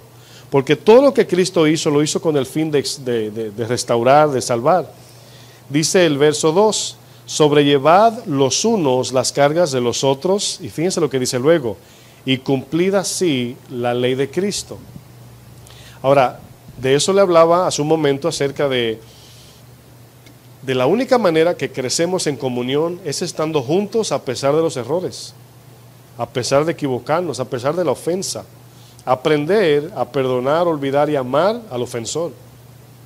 Eso cada vez más nos va llevando a la comunión y vamos a decir, a solidificar así la relación, a ponernos más fuertes, al punto que ya aprendemos. No solamente aprendo a convivir con tus errores, sino yo aprendo a cómo lidiar con ellos como hermano y viceversa. ¿Sí entienden eso? Fíjense cómo el Señor dice, al sobrellevar las cargas, porque ¿cuáles son las cargas aquí? Según el contexto son los errores que cometemos durante la vida. Esa es la carga. Ay, el hermano otra vez se equivocó. Sobrellévense, restáurenle, levántenlo. Dice, y así cumplen la ley de Cristo, ¿verdad? Dice, porque el que se cree ser algo, y fíjense de dónde surge la idea de no sobrellevar a alguien, siempre surge de una actitud de que yo no me equivoco. Mi molestia siempre es que yo lo hago mejor. Mi molestia es que yo no haría eso. ¿Cómo es posible, hermano, que usted haga eso? Esa es la idea, porque la corrección del 3 lo dice, porque el que se cree ser algo siendo nada a sí mismo se engaña. Es decir, que lo que tu prójimo hizo, aunque tú eres el que corrige, tú también lo puedes hacer. Tienes la capacidad al 100%. Dice, así que cada uno someta a prueba su propia obra. Ahora fíjense cómo está aquí esas palabras infundiéndonos sabiduría, porque es como nosotros examinamos si nos estamos pareciendo a Cristo cada vez más. Miren, aislarse es una evidencia de que no tenemos a Cristo en nuestro corazón. El aislamiento. Porque es fácil, yo digo, ay, es que cuando me reúno con los hermanos siempre están ahí, yo mejor me voy. Es fácil hacer eso, correr es fácil, irme del problema es fácil que enfrentarlo. Yo recuerdo una vez con mi esposa, hay un proverbio para mí muy famoso, popular, que se me quedó. Y un tiempo, ¿verdad?, donde yo decía, wow, a veces me siento como que corrijo mucho a mi esposa. Y digo, nada, lo que voy a hacer es que la voy a ignorar y que Dios trate con ella. Abro la Biblia y creo que es Proverbio 25:7, algo por ahí. Dice, es mejor represión manifiesta que amor oculto. Ahí leyendo, primer versículo. Es mejor reprensión manifiesta que amor oculto. Es mejor enfrentar al hermano que decir, yo lo amo, pero no le digo nada. O sea, no hay amor ahí. ¿Por qué? Porque tú sufres al corregir. Porque tienes que someterte, tener cuidado, humillarte, teniendo siempre al prójimo como superior. Eso hizo Cristo. Dice, yo no he venido para que me sirvan, yo he venido a servir. Esos son pasos de Cristo. Dice el texto, dice, cada uno someta a prueba su propia obra y entonces tendrá motivo de gloriarse solo respecto de sí mismo y no en otro. Porque cada uno llevará, ¿qué dice? Su propia carga. Y aquí parece que el texto se contradice. Primero dice, lleva la carga de tu hermano, y luego dice, cada uno tiene que llevar su carga. Número 1 significa que si el hermano Noé, ¿verdad?, hace algo que me ofende, tengo que perdonarlo, quizás enfrentarlo con espíritu de mansedumbre, pero eso que él hizo produce en mí un dolor, y eso produce en mí una carga. Entonces por eso dice, lleva la carga de tu hermano y la tuya. Obviamente cuando ves que alguien te ofende, hay dos cargas. El ofensor produce en ti un dolor. Ahí está la carga tuya, y por eso dice, cada quien lleve su propia carga. Dice, el que es enseñado en la palabra, haga partícipe de toda cosa buena al que lo instruye. Aquí está diciendo que cuando ustedes cobren, me den a mí el 30%. ¿Por qué se ríen? Lo dije en serio. Bueno, fíjense las instrucciones aquí. Verso 7 dice, no os engañéis, Dios no puede ser burlado, pues todo lo que el hombre sembrare, eso también segará. Porque el que siembra para su carne, aquí estamos, ¿verdad?, en la imagen, la carne. Si vivimos aquí, sembrando, cuando venga un problema, ¿qué surge del corazón? Es obvio, de la abundancia del corazón habla la boca. Dice, segará corrupción. Ahora, fíjense la idea. Sembramos para la carne, segaremos corrupción. Mas el que siembra para el espíritu, del espíritu segará, ¿qué? Vida eterna. No nos cansemos pues de hacer bien, porque a su tiempo segaremos si no desmayamos. Así que según tengamos oportunidad, hagamos bien a todos y mayormente a los de la familia de la fe. Aquí vemos en este ejemplo que leímos, cuando el Señor llama a los discípulos para que viniesen con Él, En un momento los envió, si ya están preparados, vayan. Pero en ese momento que ellos fueron, hubo una distinción en ellos, que cuando vuelven no lo hicieron por amor. Vinieron apantallados que sacaban demonios y hacían milagros. Y el Señor dice, yo fui el que tiré al papá de ellos del cielo. No se apantallen, a Satanás lo boté yo. O sea, ese no es el punto aquí, no es sacar demonios. El punto aquí es salvar las almas, el amor de Cristo. Yo no he venido a sacar demonios, aunque era parte del plan. Yo he venido a salvar lo que se había perdido. Ese es el plan original de mi venida. Entonces, luego que ellos reciben el Espíritu Santo, y ahora sí reciben el fruto del Espíritu, del amor. Y ahora cuando ellos predicaban, los mismos que se jactaban, son los que escribieron primera y segunda de Pedro, primera y segunda y tercera de Juan, Santiago del 1 al 4, o sea, del 1 al 5, y vemos lo que escriben los discípulos que una vez eran vanagloriosos, al recibir el Espíritu Santo eran imitadores de Cristo. Y ahí vemos donde Juan dice, nuestra comunión es con el Hijo y con el Padre.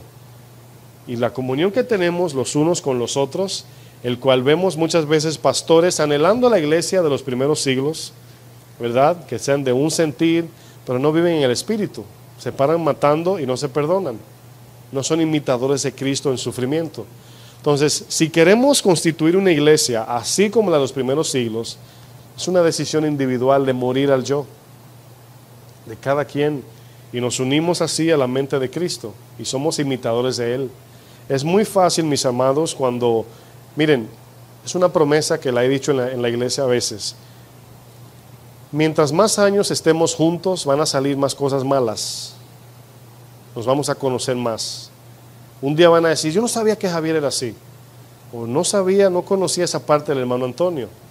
O qué le pasó a Antonio, el otro Antonio, ¿verdad? Hernández, o al otro Alejandro, Noé, o a Iván, o a Fleming. Ay, nunca había visto un hermano así. Un día va a salir algo que va a ser escandaloso. Un día, porque ahí está. Estamos en el proceso de cambio. Ahora, ¿qué vamos a hacer con eso? ¿Qué vamos a hacer con el hermano que reacciona en un momento dado? ¿Cuál va a ser nuestra actitud? Como dice Gálatas 6. ¿Seremos espirituales en ese momento? ¿Seremos imitadores de Cristo? Ahí se va a definir si somos seguidores de Cristo o todavía no. Entonces, todo eso, hermanos, es lo que define caminar con Cristo. Para concluir, ¿qué significa caminar con Cristo? Bueno, la idea de caminar con, así como dice que Enoc caminó con Dios, Abraham caminó con Dios, siempre es una referencia directa a confiar en Él y hacer su voluntad. En todo el sentido, en todo lo que hacían. Ahora, yo comentaba que no todos podemos decir, ahí estoy yo. Quizás comencé, quizás ahí voy, pero también dije que la práctica va perfeccionando, por la práctica. Y aún cuando Cristo venga en el rapto o nos muramos, dice que nos quiere encontrar caminando así en dirección a, no allá. Él es el que nos va a llevar a la perfección. Nunca llegaremos aquí, Él nos va a llevar así. En un abrir y cerrar de ojos seremos transformados. Pero mientras estamos en esta tierra, Él quiere que cuando Él vuelva o nos muramos, sea en dirección a Cristo, ¿verdad? Y termino con Filipenses 3. Filipenses 3, aquí Pablo habla del verso 1 arriba, dice prosiguiendo al blanco. El blanco aquí, según los estudiosos, dicen que Jesús era blanco porque Pablo se refiere a Cristo aquí. No es broma. El blanco aquí es una palabra figurativa, hablando de dónde está sus ojos puestos, ¿verdad? El blanco, ¿verdad? Es una palabra que se usa con francotiradores o ¿verdad? Arqueros olímpicos, etcétera. Entonces Pablo aquí habla de dónde está puesta su mirada. Ahora vamos a leer desde la carne en Pablo hasta el espíritu y vamos a ver la transición de lo que Pablo dice, lo que yo era antes y lo que quiero ahora. Y aquí vamos a ver qué es lo que Pablo quiere alcanzar, y aquí es donde voy a hacer una referencia que nos va a ayudar un poco. Cuando en nuestras mentes, al pensar en la eternidad, nuestra mente se va a la comodidad del cielo, y cómo será la comida, todo lo que éste quiere, todavía no hemos entendido Hasta que no sea Cristo la prioridad de llegar al cielo, de verlo a Él, conocerlo a Él, vivir con Él. Es como cuando un esposo se va a la guerra por años y luego lo traen a su casa. Como su familia no está pensando en casa, carro. Ay, llegó papi para que me compre el juguete. No, quiero ver a papi, quiero ver a mi esposo, en términos militares. Y así cuando pensamos en ir allá, ¿cuál es nuestro deleite? Ver a quién. Debe ser de verlo a Él. ¿Se imagina que sea una casa? Bueno, Cristo en la entrada. Oh, el Señor te bendiga, Señor. Lo esquivamos y a mi casa. Ya llegué al cielo. Gloria al Señor y el Señor allá. Entonces, fíjense que cada vez más una señal de mi madurez es que lo quiero conocer a Él más y que me quiero parecer a Él más. Dice el verso 1, dice, por lo demás, hermanos, gozaos en el Señor. Dice, a mí no me es molesto el escribir las mismas cosas y para vosotros es seguro. Guardaos de los perros, una referencia de los paganos, ¿verdad? Directa. Dice, guardaos de los malos obreros, guardaos de los mutiladores del cuerpo. Acuérdense que Filipenses, Efesios, Colosenses, Corintios eran iglesias paganas con prácticas que después vamos a traer una enseñanza de todas las prácticas de esas iglesias. Pero habla ahí de cosas fuertes. Dice, porque nosotros somos la circuncisión, los que en espíritu servimos ¿a quién? ¿En qué servimos a Dios? En espíritu, con E minúscula, ¿verdad? Dice, a Dios, y nos gloriamos ¿en quién? En Cristo Jesús. Dice, no teniendo confianza en la carne. O sea, no confío en mi capacidad. Si alguno piensa que tiene de qué confiar en la carne, yo más. Aquí Pablo está usando un ejemplo para dar una instrucción, una enseñanza. Él dice, ¿ustedes creen que son capaces? Bueno, si entre nosotros hay uno que se puede jactar de su capacidad, soy yo y no lo hago. Esa es la idea de este texto, ¿verdad? Por eso dice, si alguno piensa que tiene de qué confiar en la carne, yo más. ¿Por qué? Porque ninguno habían llegado al nivel de Pablo, al fariseo. Ser un fariseo no era una cosa fácil, y Pablo era el mandamás en ese sentido. Dice el verso 5, circuncidado al 8º día, del linaje de Israel, ninguno eran israelitas allí, ¿verdad? De la tribu de Benjamín, hebreo de hebreos, en cuanto a la ley fariseo, en cuanto a celo perseguidor de la iglesia, en cuanto a la justicia que es en la ley irreprensible. Ahora, irreprensible aquí por los hombres, obviamente, verso 7. Pero cuántas cosas eran tiempo pasado para mi ganancia, las he estimado como pérdida. Y es aquí donde la estima no viene del cuerpo, viene de nuestra alma. Nosotros estimamos lo más importante y según la estima nos inclinamos, o a la carne o al espíritu. Si Cristo es nuestra mayor estima, nuestra inclinación es hacia allá y arrastramos la carne. Entiéndase, la sometemos. Si el mundo la estimamos como una cosa muy grande, Cristo viene a ser basura. Lo digo con respeto, pero esa es la idea. Cristo viene a ser nada para mí. O sea, yo digo esas palabras para impactar su corazón. Porque no es que yo decir, amo al mundo y Cristo sabe que yo también lo quiero, no. El que ama al mundo se constituye enemigo de Dios. El que aprecia al mundo menosprecia a Dios. Entonces, fíjense la idea de Pablo, dice, cuántas cosas eran para mi ganancia, las he estimado como pérdida por amor de Cristo. Y ciertamente aún estimo todas las cosas como pérdida por la excelencia de conocer a Cristo, podemos decir. Dice, mi Señor, por el amor del cual lo he perdido todo y lo tengo por basura. Es decir, ¿cómo estimo las cosas en comparación a Cristo? Como basura.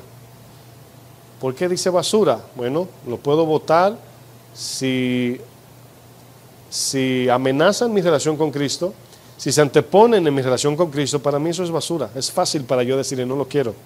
No significa que Pablo no comía, no dormía, no hacía cosas humanas, pero lo tengo por basura para ganar a Cristo. Verso 9, dice, y ser hallado en Él. Ahora fíjense la idea, hermanos.